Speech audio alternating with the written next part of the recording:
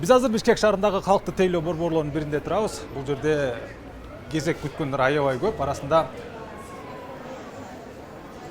кезегин күтүп атып, уйку сурап же бир жакка шашып атып, улам саатын карагандар бар. Эми ушунун баарын алдын алса болот, себеби 10-июндан тарта онлайн кезекке туруу системасы кире баштады. Вот квитанцияда жазылып турат, оюнчу куттообуз деп ровно 1 саат болду. Таблодан карап атам, 1 саат 20 мүнөттөн бери бир номер вообще жылбай атат. 1 саат болуп калды.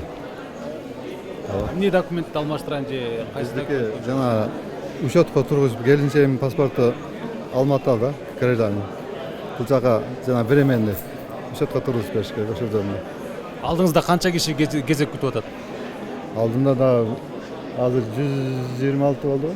100 бизге дагы 10 киши бар. 10 киши жылбай атат, бирок аябай эле кеч жылып атат.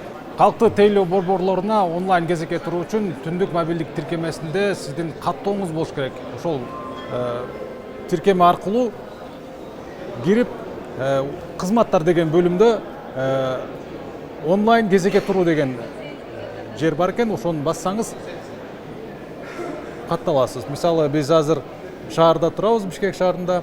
Кайсы тейлөө борборуну тандайбыз? Мисалы бул жерде пропискага туруу, көлүк алмаштыруу, чет элдик жарандарды каттоо, пин алмаштыруу, жарандык, сүрөткө түшүү жана башка кызматтар бар экен. Мисалы биз сүрөткө түшүп көрөлү. Сүрөткө түшкөндө убагы чыгат экен. Мисалы кайсы күнгө, мисалы биз 12-сине дейли.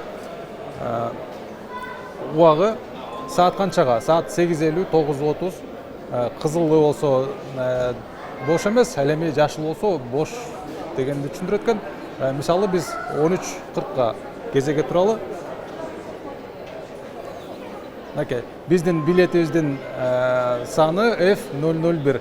Ошол эле учурда бул билетти же бул кезекке турууну жокко чыгарып да койсо болот экен. Убакытты тандашат дагы ошол убакытка келишет.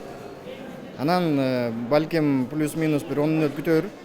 Ошо менен анан кирип кетет. То есть ал келгенде ошол убакыт, мисалы мен саат 3кө жазылып койсом, 3тө келсем, менин очередим уже телевизорларда уже менин очередим уже туруп калат. Албетте мен ошо менен кирип кетем. Эгер кандайдыр бир ошол оператор ошол мөөнөттөн өтүп кетсе, биз мунун аркасынан дагы KPI деген системаны куруп атабыз. Ошол KPI-да ошол балдары каралып калат да. Ошондо биз ал оператор тууралуу бир кандайдыр бир чечим кабыл алабыз. Адистердин айтымында онлайн кезекке туруу системасы калктык тейлөө борборлорунда көрсөтүлүп жаткан кызматтарга мониторинг жүргүзүү жана адистердин ишмердүүлүгүн ыкчамдатуу максатын көздөйт. Сайфуддин Мурзаев, Бекжан Токтосунов, Ала Тоо 24.